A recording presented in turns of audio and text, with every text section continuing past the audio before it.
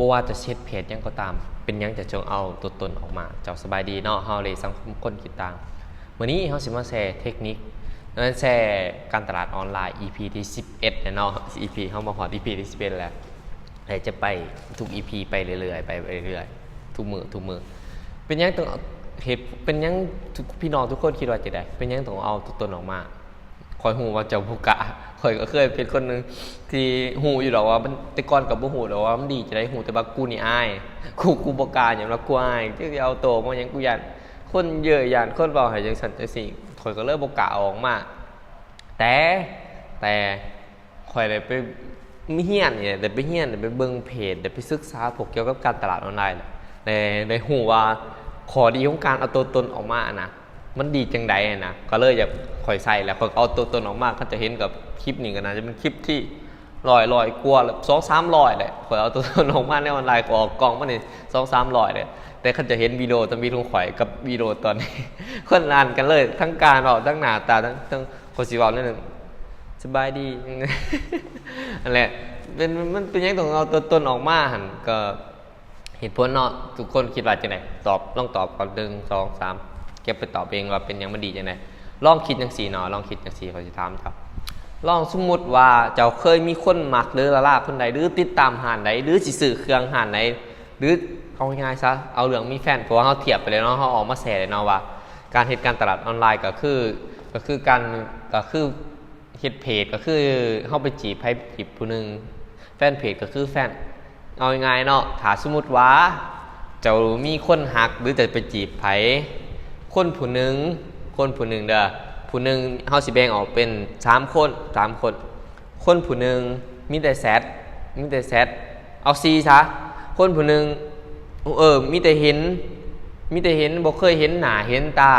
เห็นแต่ขอความคนที่1เด้อคนที่2มีแ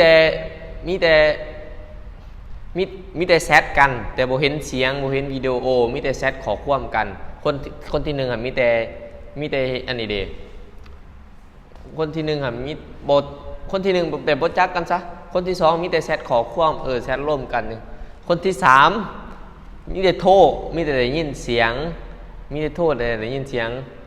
บ่มีการเห็นหน้าบ่มีการเห็นตาบ่มีเคลื่อนเจอกันมีแต่เห็นเสียงแต่ร่วมกันคนที่4วิดีโอคอลเห็นหน้าเห็นตาหูประวัติหูชีวิตเขาหูว่าเข้าไปจังสันจังสี่วิดีโอคอลตลอดเวลาหูเขาออกมาแชร์ออกมาช่วยเหลือตลอดเวลามาให้คำปรึกษาตลอดเวลาใน4คนนี่เอาเวลาเดือนนึงเสียกันเอาเวลาเดือนนึงหรือเอาเวลาเท่าไรก็ได้เจ้าสิฮักแต่เจ้าสิเชื่อใจไผหลายที่สุดใน4คนนี่เจ้าสิเกิดความผูกพันเกิดความฮักกับไผหลายที่สุดคนที่1บอกคนที่2บอกคนที่3บอกหรือคนที่4จะตอบเบิ่งจะไปตอบนี่แหละคำตอบจะถามว่าเหตุผลก็คืออันนี้เหตุผลที่จะต้องเอาตัวตนออกมาคนที่4เป็นบอกเชื่อว่าหลายคนเขาก็บ่ฮู้หรอกบ่คิดว่าสิทุกคนหรอกแต่ว่าส่วนหลายน่าจะเป็นคนที่4ที่เจ้าสิรู้สึกฮักผูกพันเชื่อใจมั่นใจมันก็เป็น4 5เหตุผลที่เฮาออกมาเฮ็ดเพจเนี่ยซึ่งว่าเฮามีพวกนี้เวลาเฮาขายสินค้าขายหยังก็ง่ายคนตัดสินใจซื้อก็ง่ายเห็นบอกคันเฮามี4อันความเชื่อใจความมั่นใจความผูกพันความดิซังเฮาเฮ็ดเฮาอันนั้นเห็นบอกเหตุผลที่จะเอาตัวตนออกมาเนี่ยแต่จะมีความผูกพันความเชื่อใจจะสิใช้จังได๋เวลาคันจะไปเฮ็ดเพจขายเครื่องเขาก็ตัดสินใจซื้อจะง่ายๆเพราะเขาเชื่อว่าเจ้าบ่ตัวเขาผูกพันเขาฮู้ว่าเจ้าอยู่นั่นอยู่นี่เขาฮู้ว่าเฮือนเจ้าคันตัวลองเบิ่งเอากูเห็นหน้ามึงแล้วกูสิแคปหน้ามึงไว้กูสิไปประจานมึงกูสิเอาแล้วเขาก็ออกมาโซนั่นโซนี่อีกนั่นแหละเหตุผลท่านที่จะเฮ็ดเพจคือข่อยจะก็มีความผูกพันกับสร้างแบรนด์สร้างอีสังไปสร้างแบรนด์สร้างจะก็ชื่อหน้าชื่อตาข่อยไปมั่นใจมั่นใจว่าบักกันนี่เป็นจังได๋กล้าจึงกล้าร่มสุว่าจะบ่เห็นหน้าข่อยเห็นแต่หูเฮ็ดครึ่งจังซี่อยู่จะชื่อว่าข่อย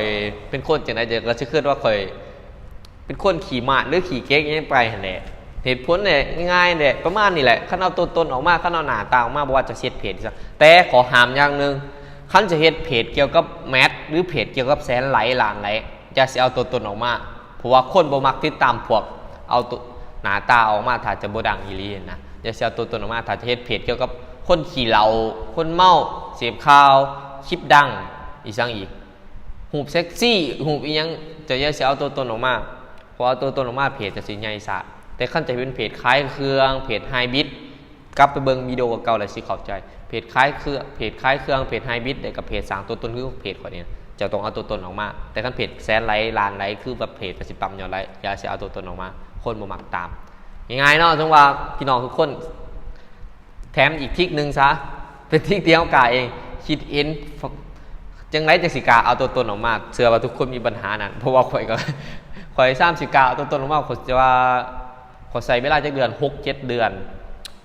เนี่ยยังบ่แล้วเลยเอามาเทื่อทวิตเดี๋ยวห่างไปอีก4-3 เดือนเพราะว่าอายไปเก็บตัวย้อนว่าอายนะออกมาก็บอกขี้ๆคัดเว้านั่นเพราะว่าคิดยากคืออันนี้แหละโคตรข่อยอัดคลิปตั้งเวลา